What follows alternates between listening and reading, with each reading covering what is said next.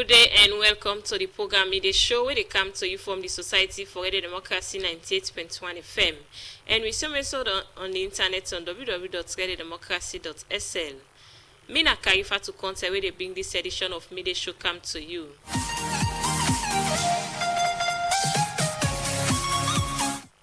Like all time inside this program, we get plenty news, information, and entertainment. So stay with me for the next 1 hour.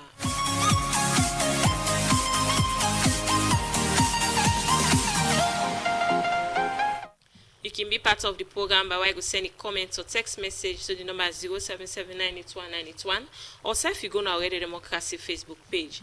The program now made a show they come to you live from the Society for Radio Democracy 98.1 FM. Inside the program now, we look at the first issue. The Chairman Government Audit Committee in the Ministry of Finance, Dr. Claudius William Stocker, say financial mismanagement, cybersecurity, corruption, are some of the things that we run the Hamburg Public Financial Management and Ministry Departments and Agency them. In talk this for a one-day workshop where the Directorate of Internal Audit and the Ministry of Finance with support from Global Fund and the African Federation of Institutes of Internal Auditors all for votes controller, finance officer, accountant and internal auditor them for talk about the challenge when they can face for do them work. We report today Emi Jackson gets me and gonna reports. Different audit reports wey audit service alone don dey poll can show the challenge them wey internal auditor them wey dem can send a ministry, department and agency can face for do them work. As report shows say internal auditor, vote controller, finance officer and accountant them no dey see one side where it come from monitor couple where government can get to them, and this now one where development expert them believe say can unbox service delivery, but for address them challenge them here make the Internal Audit Directorate and the Ministry of Finance with support from Global Fund and African Federation of Institute of Internal Auditors don't all want this strengthen institutional capacity and control, risks and compliance in the public sector. And this engagement now one will bring vote controller, finance officer and accountant them and self-internal auditor them now round table for get frank talk but the different challenge them within the face. Where it talk, the Director of Internal Audit now the Ministry of Finance, can the MCC, talk about the reason why they hold this workshop for vote controller at different ministry, department and agency them. The workshop aims to enhance shared understanding of roles and the responsibilities within the public financial management and governance framework, and to reinforce the oversight, assurance and advisory function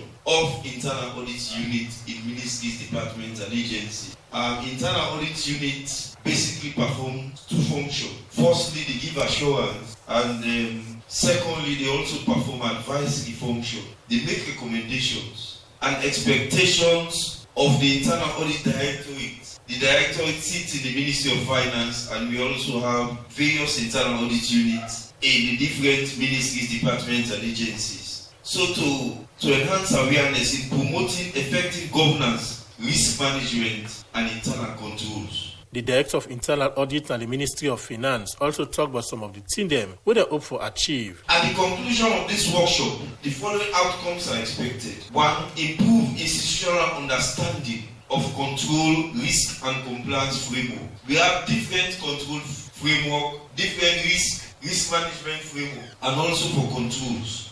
So at the end of this workshop, we will participants would have enhance or improve their understanding of the various control framework. Number 2, enhance appreciation of the internal audit function. The internal audit function is a value-adding function. It helps an organization achieve its objectives.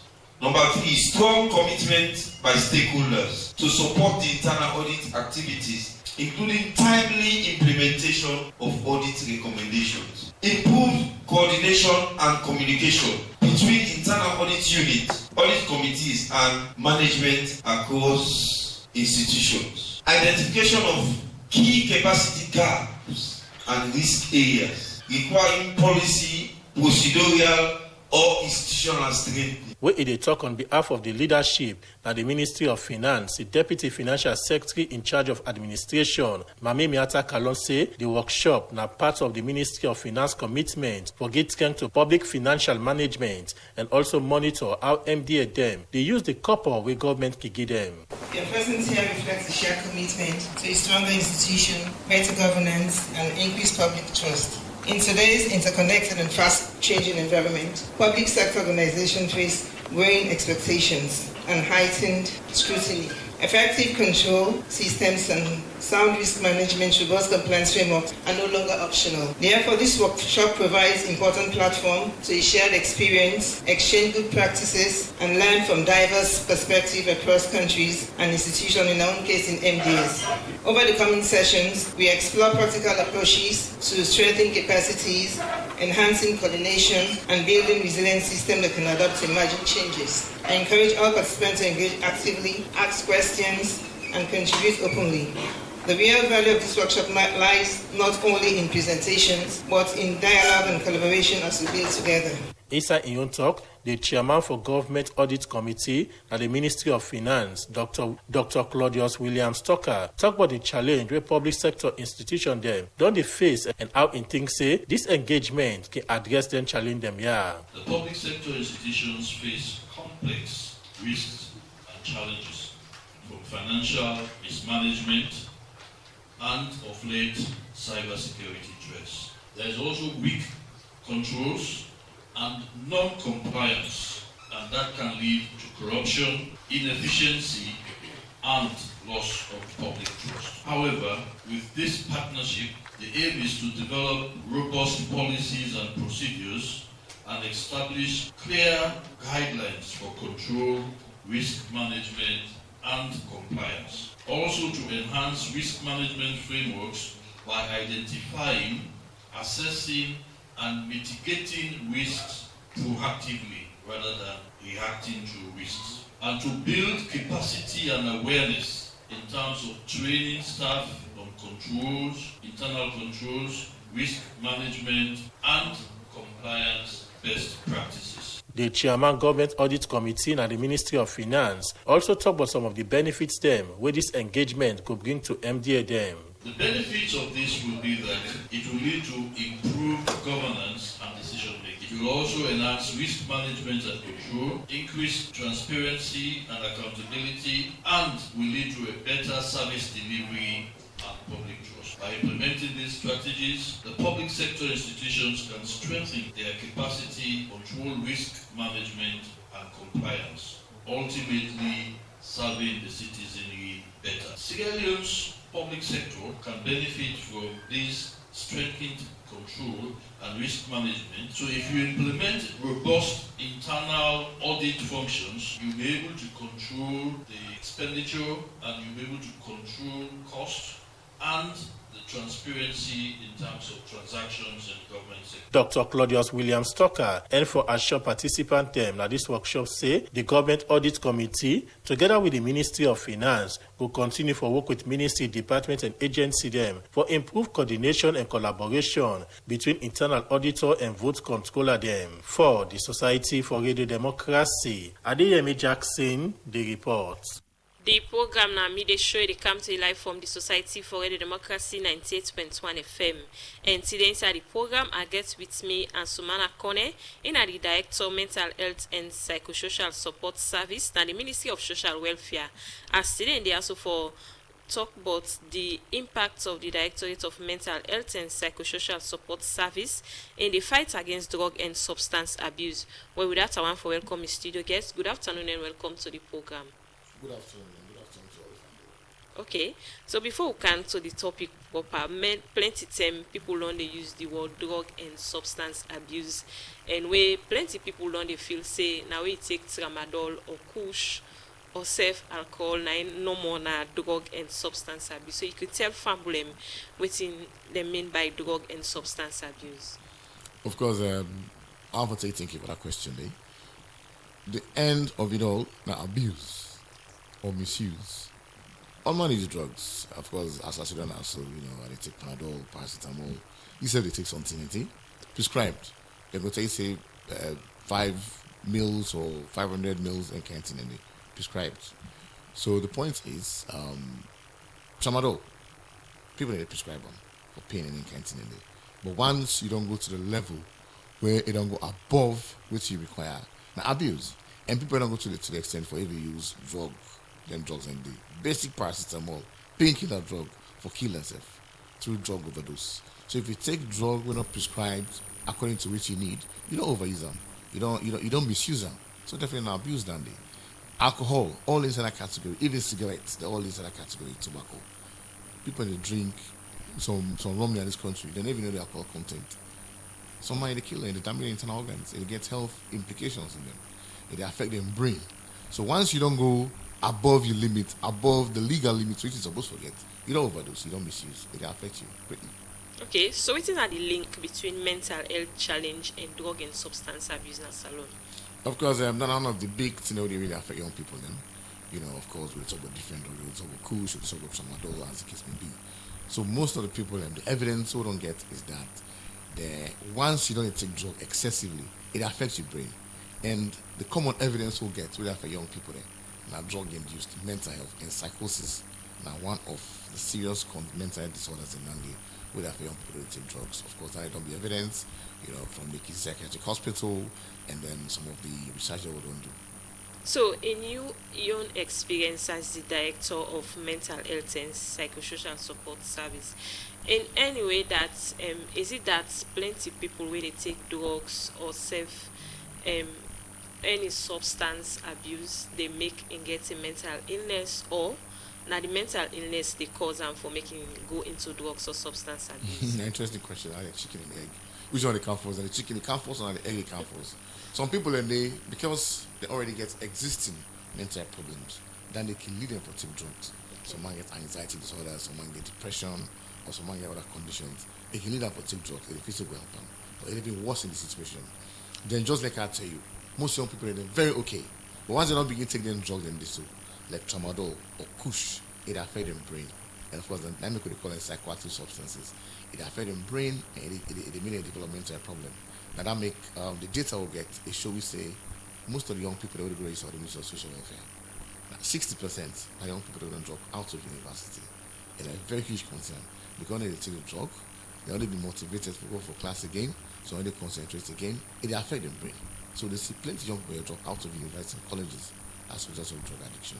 So for Salone, for Salone, what are the most common mental health condition we get associated with substance abuse? Well, we know from the war, and I said they get high proliferation of drug and substance abuse.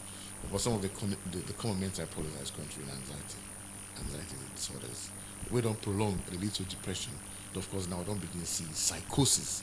They present in a lot of young people, the signs and symptoms of psychosis in a lot of young people as a result of drugs. So that we call it the drug-induced mental health. So that means the mental health problem, we don't plenty of the country because of the use of drugs.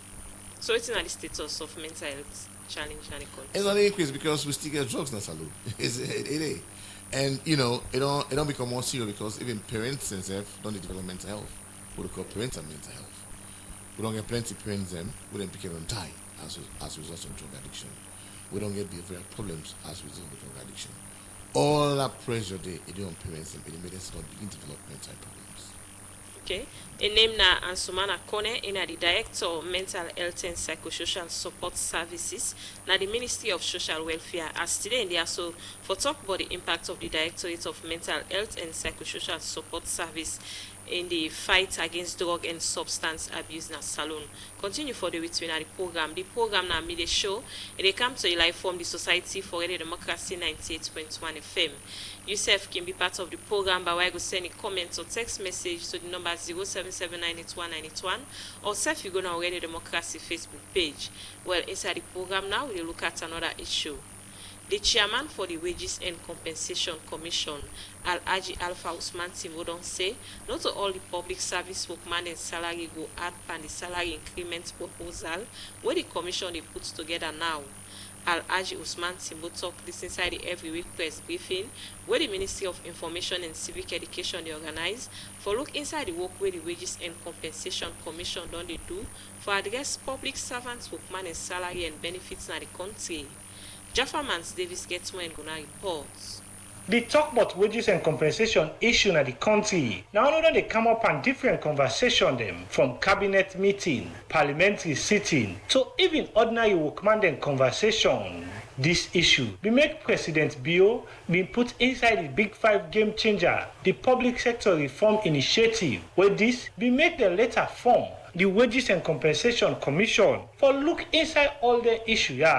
But as this commission don dey work for long term now, e important for know outside the commission dey now upon the task for look inside thing them, wey get for do with public servants dem salary and benefits them after they left work. This make the Ministry of Information and Civic Education engage the Wages and Compensation Commission for talk about wetin don dey happen na the commission. But first, let we listen to the chairman for the Wages and Compensation Commission, Alhaji Alpha Usman Timbo, wey explain wetin na the reason wey make wages and compensation issue turn challenge for workmen dem in the country.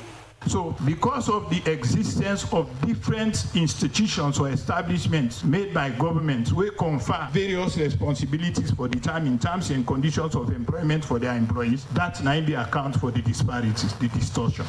For instance, when the commissions were established, we can talk about the Law Reform Commission, you talk about the Human Rights Commission, you talk about the National Revenue Authority. All of these institutions then get boards there, where then confer authority for determining terms and conditions of service for their workers. So when then they determine then terms and they know they do cross-referencing so that they go see there is equity. So basically, at that be give the responsibility for making distortion share can. From this statement, the next thing now for know how the commission don't work for make sure say the issue get solution. So what in the parliament do, it makes sure say within the act itself, any provision, any act will be not exist prior to the establishment of the Wages and Compensation Commission, will give authority to that institution for determining terms and conditions of service for that particular sect of employees. They make sure say they repeal and make a null and void. But specifically for ensure say there is clarity,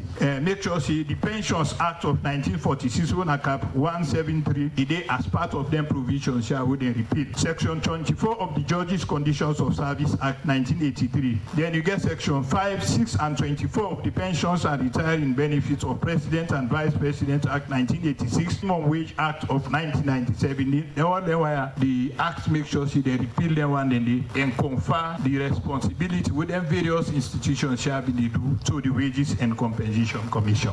But with all them power they have with Parliament, don't give to the Wages and Compensation Commission. Question what go dey na the public their mind now. Now for no, the term where this commission go begin do the work fine for the year 2026.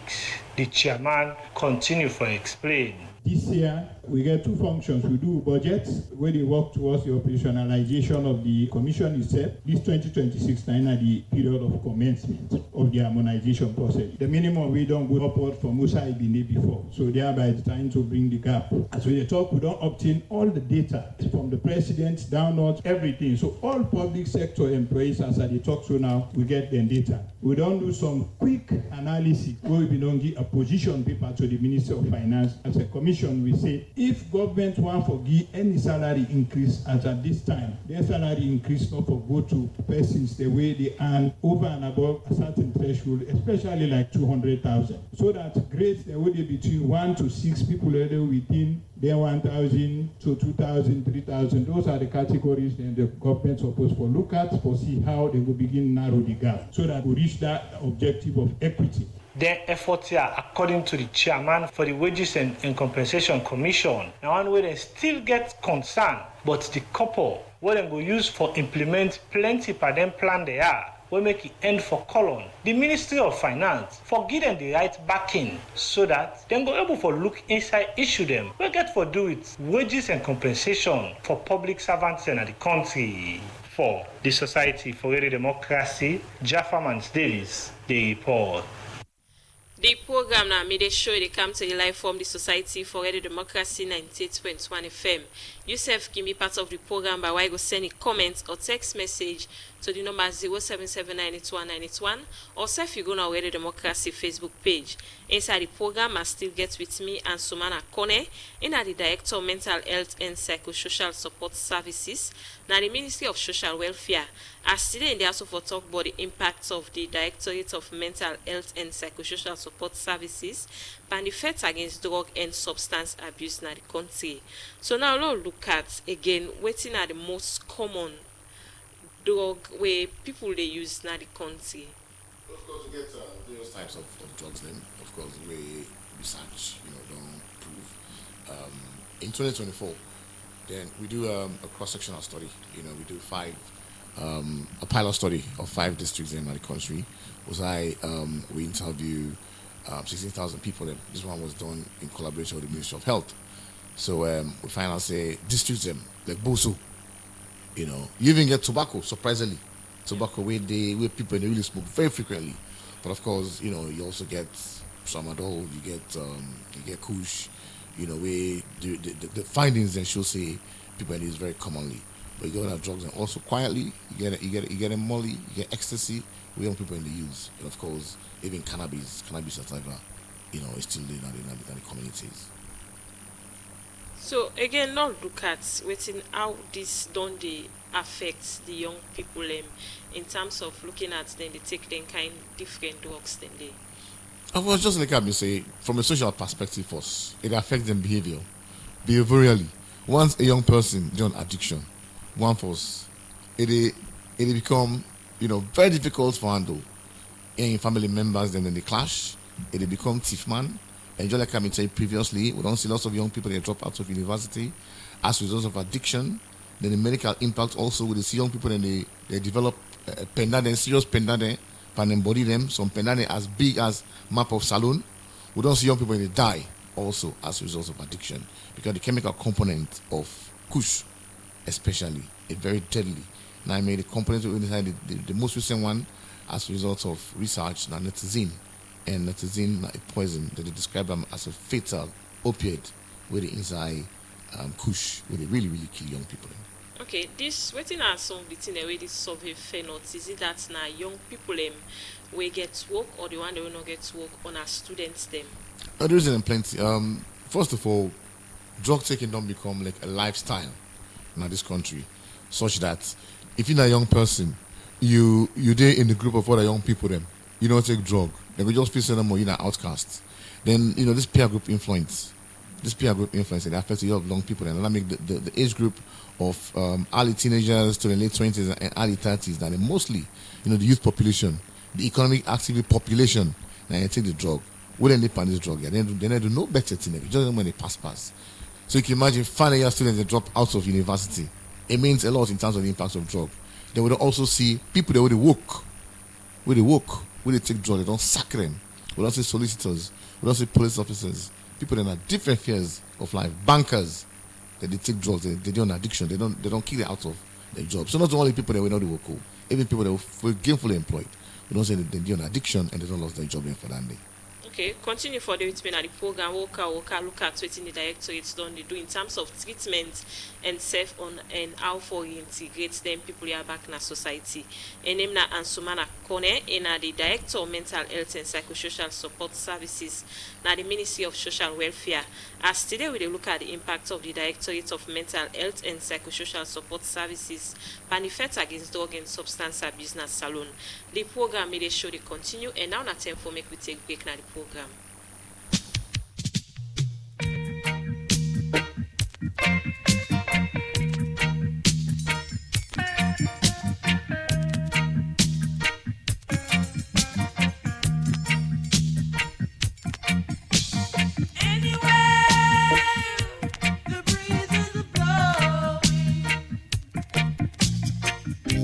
The same direction you keep swaying.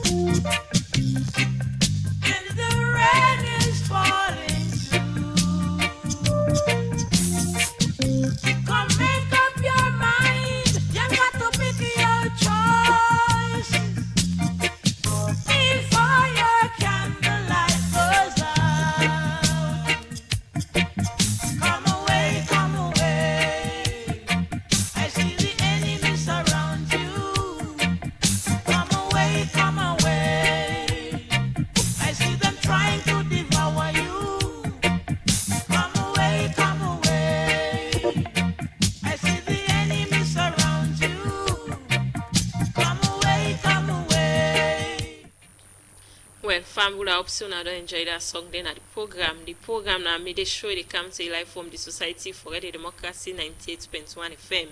And me na Kaifa to contact where they bring this edition of the program come to you. And still inside the program, I get with me and Sumana Kone, and the Director of Mental Health and Psychosocial Support Services now the Ministry of Social Welfare. So now let's look at we are waiting at the how the directorates on the work in terms of intervention for CCONA fight against drug and substance abuse in the country. Okay, generally, you know, so the Ministry of Social Welfare and I'm responsible for address the well-being of vulnerable people in this country, including women and picking and people with disabilities, people with mental health issues. So between 2020 to 2023, 9 data can show we say, you know, drug addiction is on the rise. Over that data come from the Kisi Psychiatric Hospital to the Ministry of Health. So that raised concern. We make the president self, be very, very concerned about this. We even raised in August 2023 a cabinet meeting. So we work with other ministries, departments, and agencies, and the Ministry of Social Welfare, learn from best practice and WHO and other countries and say, if we're going to save the lives of thousands of young people, then we need community-based intervention. So now make in 2024, February, we opened the first rehabilitation center in Hastings. We started with the first batch of 50 we discharged in April with the first lady of this country, even open at discharge ceremony day. So we don't establish the center even before His Excellency the President declared state of emergency. In April 2024, we will begin work with the National Task Force on Drug and Substance Abuse for the rehabilitation, recovery, and reintegration. Okay, so now let's look at the different strategies then we use for CC able for reduce the risks among young people in our country. Yeah, so what do we do? Create a lot of awareness for the young people and we'll say there is a rehab center, so they kind of meet for social welfare, we assess them, we get them registered, and the one that will say for good rehab, of course, we get to assessment tool they use, we take them to rehabilitation. We fancy they're in the majority. Then now we get acute cases, like we get mental health problems and drug addiction problems, we refer them to Ministry of Health. So that's how we begin. So now the rehab center, they can do it for about 2 months. So we get social workers at the center, we get drug addiction workers, we get medical practitioners. So they go through a whole lot of routine. We do it 3 times a day. They do a lot of activities, and above all, we help them for left drugs. Because we're in the rehab center, they see any drug absolutely. They will teach you skills then for more able know the dangers of drug, and for ensure say after rehab, you try to keep yourself off and live a healthy life. So now get any treatment we can get today? Yeah, so the model we use, we call them biopsychosocial model. We ensure say, we provide a lot of counseling sessions for them, we provide medical service for them. We also use models that we call like cognitive behavioral therapy for me the addict understand say this particular lifestyle we depart, a lifestyle for change, may develop a new lifestyle. We provide what we call psychological first aid, counseling sessions, and we even get other treatment in that's psychosocial, not a clinical setting. But what we need arise for me, we address the medical needs, we get medical personnel where they can be. We ensure say during the period when they left the drug, the withdrawal period, it can really affect them greatly. So they give them specific kind of treatment. They also even get some mental practitioners who can provide support. So now can still rehabilitate people away they into drugs? Yep, of course. Not when you're on drugs, then they make you go to the rehab center. Una still rehabilitate them? Yes. In fact, we're in the process of trying to admit because we can go in batches. This last batch, now Hastings, now 100. We discharged in January. We work on their integration now. The one who will go back to school, we work on them right now. The one who will go back to university, the social workers that support them. Also, I mean, also open additional centers because now we work with the National Task Force on Drug and Substance Abuse. Also, Hastings no more. We get rehab center now Daru. We get rehab centers now Bo, Gundama. Then we're in the process of establishing rehab center now Kono and Makini. So that we ensure at regional level we get rehab centers. To look at, is it that we get the trained mental health professional in a salon for say they're able for handle them people in the way una can go to the rehabilitation center in there? Well, of course, we get social workers, the Ministry of Social Welfare. We get social workers. We get we get experience in addressing drug and substance abuse. Then we also work collaboratively with the National Drug Law Enforcement Agency. We get addiction specialists them. Now a multi-sectoral team at the rehab center. So the drug addiction workers, we from the National Drug Law Enforcement Agency, they're all a part of the team. And social workers then, and medical workers, of course we get mental health nurses within the various districts then we work with me. And of course at psychiatric hospital, we social workers and they also experience mental health. Of course we get, we psychiatrists and to support the process. Plenty time Monarchy don't go with them people as soon at this center, then after they come out, we don't they see plenty people back. They return to the same thing where una been go to them before where not for take drugs again. So how the directorates don't they do in terms of for make una able put that into stop? When we say they go through the center, they see plenty. You get data for that day. We don't see, yes, we don't get people back where they come to the community and take drugs back. No, of course, I agree with you, so definitely we get cases of relapse. For 2 years now about 600 don't go through rehab. About 600. We're about 11 to 13% now gap picking them. But a very good number don't go back, to colleges, don't go back to vocational training centers, and don't go back to the community where they do very, very well. We get a lot of evidence for that. But at the same time, we still get, a percentage we don't go back to drugs because of various factors. Because some young people, and they unavoidably, then they come back in our communities, who say they need the drug, and so they come back in our homes, broken homes, who are not able to fix it. So they want to make it very easy for them to relapse. And of course, relapse is part of addiction. The science of addiction will clearly tell you that day. But that notwithstanding, we do very, very well, and plenty of them do very, very well. And we still try to see how they support them when they go back to the drug. Okay, continue for the explain at the program. The program now made sure they come to you live from the Society for Any Democracy 98.1 FM. Yourself can be part of the program by way go send a comment or text message to the number 077981981 or self you go now Any Democracy Facebook page. We're now on attempt for make we look at another issue in the program. The Executive Director for the Africa Development Bank is Sidik Mohamed Elobed Rama say Salone are one of the countries in Africa where go benefit from the $50 million where World Bank they give for implement program where go bring development in Africa.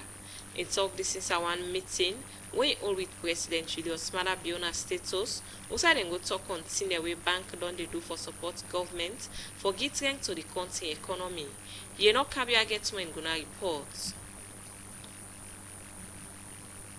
The African Development Bank, now one of the biggest bank them na Africa. The bank them be established inside 1964 for help African country them with copper, technical support and development projects them.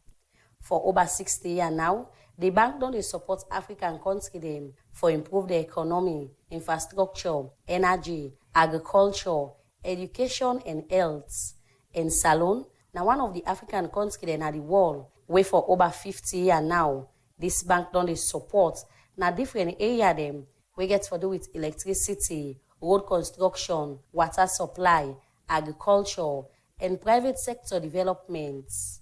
For continue with the support where the bank don't do, make the new executive director for the African Development Bank, where they represent Salone, Ghana, Liberia, Gambia, and Sudan, Dr. Elsibin Mohamed Elibin Rahman. Don't go work to President Biona State House. Also, before talk about the importance of the work away in do and how the bank is say ready for support the government in priority area them. Your Excellency, the bank remains fully committed to supporting the national development priorities as outlined in the medium-term national development plan 2024-2030. Our current portfolio is diversified. With 54% in infrastructure, including transport, water and sanitation, and 26% in agriculture. And the other 23% is multi-sector, different. And all operations are performing sensitive. The bank will remain a strategic partner to Sierra Leone, and will continue to support country's priorities, food security, agricultural industrialization, and infrastructure development as created in the Strategic of 2025. Dr. Rahman Bissem also talk about the copper way in say the bank don't get for help develop African country them and Salon in say, now one pan the country them, we go benefit from this couple. Which has been approved by the board in September 2025. On the other hand, I had a discussion with the line ministries. They all underscored the strong democratic tradition and the need for building capacity to develop banking products. Your Excellency, I wish to highlight that the Arab Coordination Group has pledged up to $50 billion to support Africa's development priorities in collaboration with the African Development Bank. This presents a significant opportunity for countries such as Sierra Leone, particularly energy access, food security, and climate resilience. Your Excellency, please be assured of my full support and commitment to Sierra Leone development priorities at the board and within the bank in general. Once again, thank you, Your Excellency, for making time to meet with me, despite your busy schedule. I truly appreciate it. Where in the talk, the President Julius Maada Bio be welcome the delegation at Salon and serve talk for the support where in say Salon for long term now. Don't they get from the African Development Bank? I'm very excited to meet you in the site. I really find time also to see you. Certainly, welcome the coming the president also. It's in March. We certainly welcome the wisdom. He's been here once when 2018 became 2027. So it's been a great partnership. I'm very proud of what we're doing at Development, and I think that we can actually accelerate. The president be same also talk about the importance of in government's flagship program them, where in say the bank ready for support. I propose the flagship to be integrated on agriculture. I myself really understand that agriculture is not possible without infrastructure. In fact, it is a prerequisite for transformation in agriculture. We have identified a few areas that can actually feed this nation, the ecologists that are giving enough with all most of the conditions. But access to these areas is what is now the main barrier. So in order to unleash the potential of these ecologies, we are just realizing that we have to get the resources, some amount of water, and irrigation process.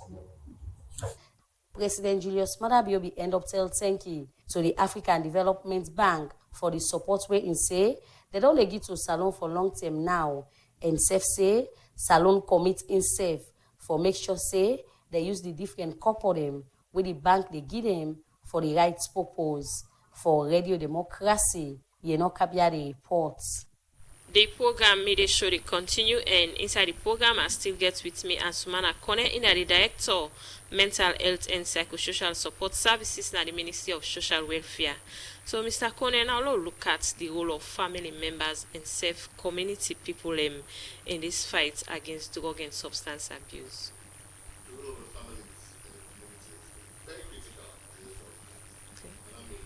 As part of our integration strategy, we engage with families then and the communities, because I assure you say some of the issues we get at family level, they contribute to the young people that they take drugs, because some of the young people that they come across, they get serious issues in their families. So not even in house. Maybe some families and we get a lot of broken homes, we get a lot of issues that happen in families. Issues around the domestic abuse, various abuses they take place, and neglect and then family homes and some parents anyway, they really look after them picking them. They don't even get time for them picking them. They don't even check, the schooling with them picking them they go. I'm not saying now, for men to come up class and check them. So parenting is a critical factor. So when I make the ministry, we get to figure out called a positive parenting program. Through that program, they reinforce family values for let parents and say they get critical role for play. So when I make young people in a rehab, we get starting 10 where they engage with the family members. We get a special program, a therapy program we call family therapy, for ensure say we reconnect them with the families. In fact, we don't even know the families. So we do thing we call family tracing and reunification. For ensure say we try to contact your family and create a cordial relationship between your family. Because you don't come on a rehab center, going back to your home, the role we family play is very, very critical. Then even the communities, there's a lot of stigmatization really going. So they try to educate community stakeholders and say, but the young people out there, they don't go through rehabilitation. But they're not telling again about them past. We not support them, we not accept them, we not work with them. So the family and community therefore play a very critical role. So I make part of this process, I have to make sure so we engage them, educate them, encourage them, for support them, picking them, so that they will never drop completely. Okay, so now let's look at waiting at the gap where they exist in terms of policy and funding for services related to drugs and substance abuse. Well, I'm just like I tell you, within the public health state of emergency, we declared by His Excellency the President in April 2024. Again, National Task Force on Drug and Substance Abuse, where of course was established by an act of Parliament. So we work with that task force day, we have through the finances, the camp. Of course, money on the camp, small, as the money they camp, and so we rehabilitate. I make a tell you, say we don't rehabilitate until we're close to 600, Of course, if more funding there, if we don't pass that target a long term, So we don't also prepare now because we don't get some funding for see how we will establish the centers and currently. So one for admit 100 in Hastings, hopefully next week. Then before the end of the month, one for also admit 60 in Gunama and Bow district, and also another 60 na Daru within a Kailan district. And just like I tell you, preparations they are also for established rehab centers in Makini and Kong. So what's the biggest challenge we una face for drugs and substance abuse in the country? Well, of course, for now, government, the fund 100%. Of course, the government can compete in demands. We don't try to see how we can knock on doors, of various partners, even the private sector, because drug addiction are all man business, but we not really get that kind of cooperation. We don't get a few people that we don't donate, of individuals, in some. Small NGOs and CBOs. We don't donate like rares, oil, and any kinds into the rehab. But we really still need support from everybody. People need to come on board so that we'll get a lot more resources for established centers all over the country. How stigma affects the access of treatment? Stigma is a big issue. In fact, that makes sense. We're very concerned about the cooperation of girl picking them. Women affected by drug and substance abuse. But the one who they opt for camp for rehab, the numbers are very small. I mean, I say out of the 600 who don't rehabilitate, probably about 11% na gal picking. We have a lot of gal picking out there. We are affected by drugs, but stigma now big to really affect them. Plenty of shame for toxin, they take drugs, and also when they cannot go through rehab, then they point finger at them, and all anything and and we'll also see even the reproductive system, the reproductive mechanism, drug they affect them. Because on the gal picking they come to rehab, some they because they are addiction, they don't even see them period. But they cannot begin to recover, and that's when they can begin getting the normal thing there. So the impact on gal picking is huge, but stigma they affect them quickly. So how can go about forget drug addict una can go to the different center them? In fact, now we are very overwhelmed because all man will say Ministry of Social Welfare now in they treat drug addicts them, within the care of the rehab. Then they kind of the office now, not even need for publicized and raise awareness.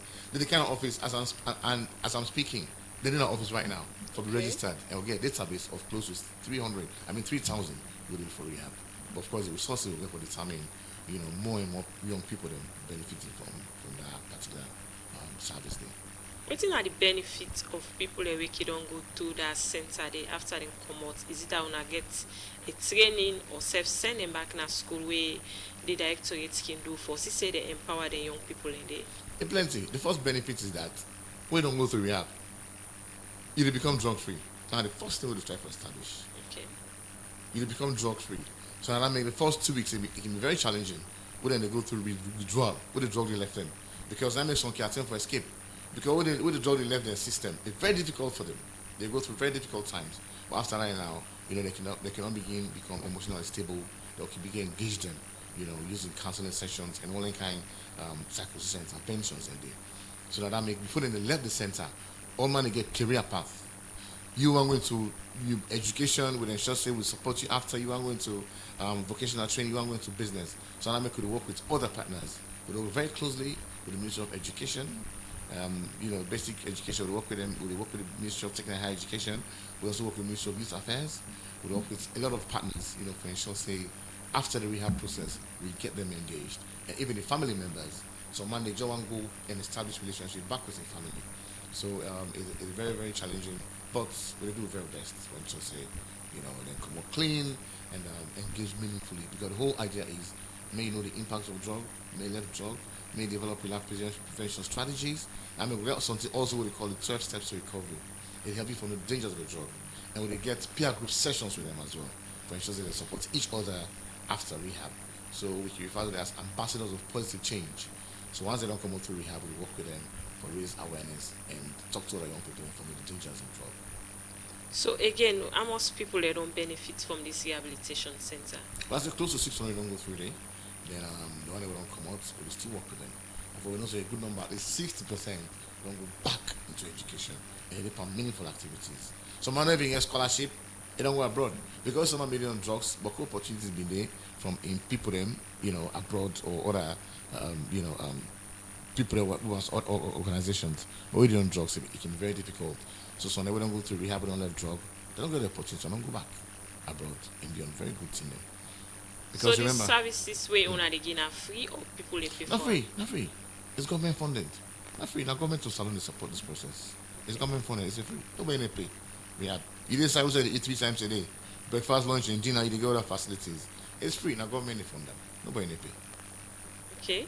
The program made sure they continue, and yourself can be part of the program by way of sending comment or text message to the number 077981981, where this one from 077981981 they say what urgent steps should Sierra Leone take to strengthen the directorate in the fight against drug abuse. Yes. Other question for me? Yes.